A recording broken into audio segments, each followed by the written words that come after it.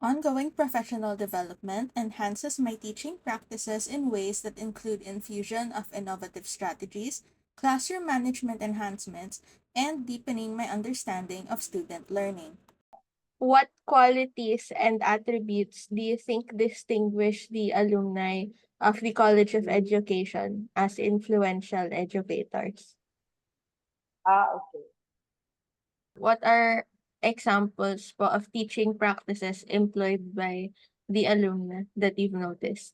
So based on my observations, I noticed that graduates from all food Yes are po.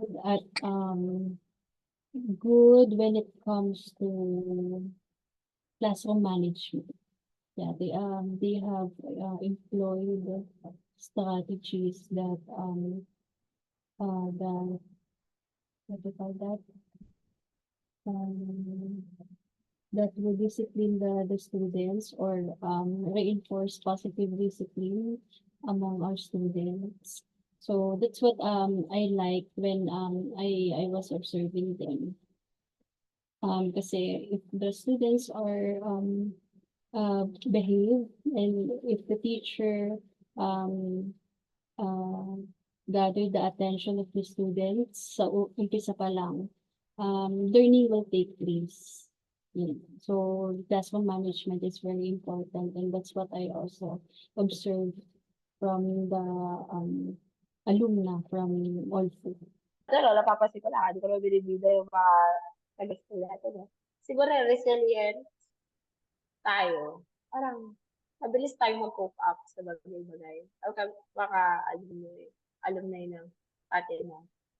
Ano ba? Um, Goal-oriented. Kasi yung mga ka-work ko dito masyado. Yan, lalo na yung dalawang taga sa atin na masyado sila. Ano, specific sa kanilang ginagawa at gusto nila ma-achieve. Hindi na nga sila. Sabi nakakamadali.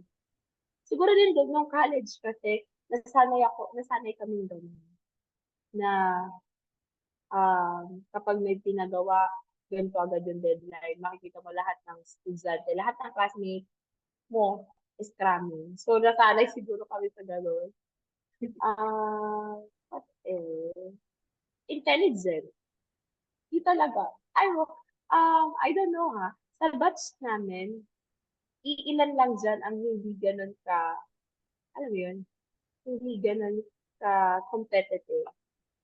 Most of that time, sa batch ko, lahat yan ay competitive. So, nakikisali na rin ako minsan. Sa tingin mo po, do you think you were able to contribute po to the education field as an alumna?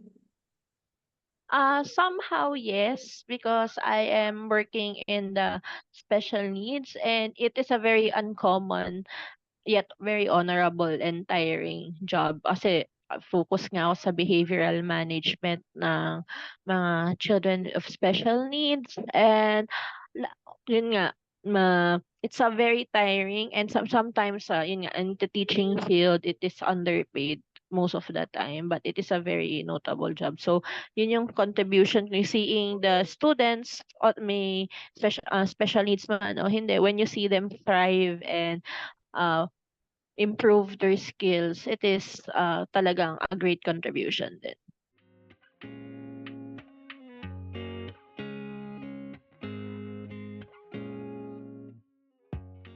I think that when the current students of the College of Education and the alumni know of these achievements, I think that it will help work harder to their goals as it can inspire them to see that their fellow students and alumni have achieved a lot.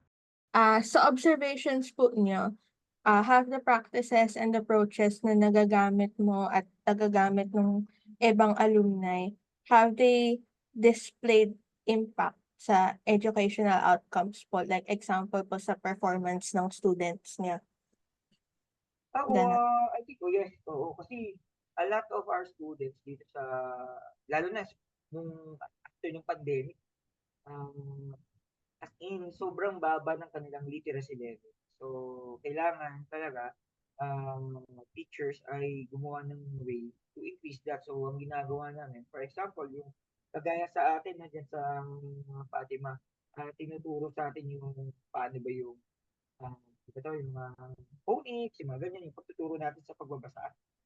So yung mga yun, yung mga natutunan ko rin dun, nai-apply ko rin dito sa mga bata na especially yung struggling na magbasa talaga. Kasi nakakarating sila sometimes ng grade 6 without knowing how to construct a sentence. Minsan hindi talaga makabasa as in yung word hindi nila kayang bigkasin. So from that one, yung mga approaches ko dito nung nasa college, nag-aaral pa ako.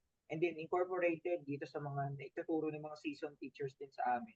So pinaghahalo namin yun. Kaya yung bata na hindi makabasa from first quarter, at the end of the quarter, nakaka-graduate sila kahit papaano, nakapagbasa sila and naiintindihan na nila ng konti. No, hindi naman, kumbaga hindi mo naman siya mape-perfect sa isang buong taon kasi you also have to teach the lesson. Kasi kung puro ganun lang yung gagawin mo, wala na silang natutunan. No? Kumbaga may mga kailangan ka rin talaga ituro. So, at least nag-improve sila in terms of their understanding and literacy level na umangat. So, in high school, makakasabay sila kahit paano, hindi sila totally zero. No?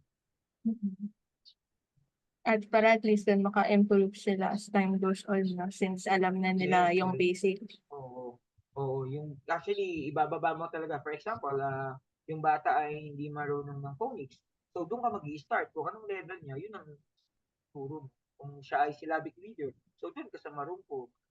So depende rin talaga sa sa status ng mga bata. And all in all, I think they're improving naman. Nag-improve din naman sila kasi you can see naman sa kanilang performance, sa kanilang mga formative assessment na although hindi nila na-perfect, no? Pero at least nagkakaroon sila ng grade na tamang pumasa. Hindi yung parang dinagdagang na lang ni teacher para pumasa. Yan. In the light of the findings and conclusion drawn from the results, the researchers ought to contribute body of knowledge through practical and educational implications. First is the range of this study in terms of the research locale and population considered, as it is not a representation of the Bachelor of Education programs offered by multiple institutions in the Philippines. The researchers recommend the following suggestions.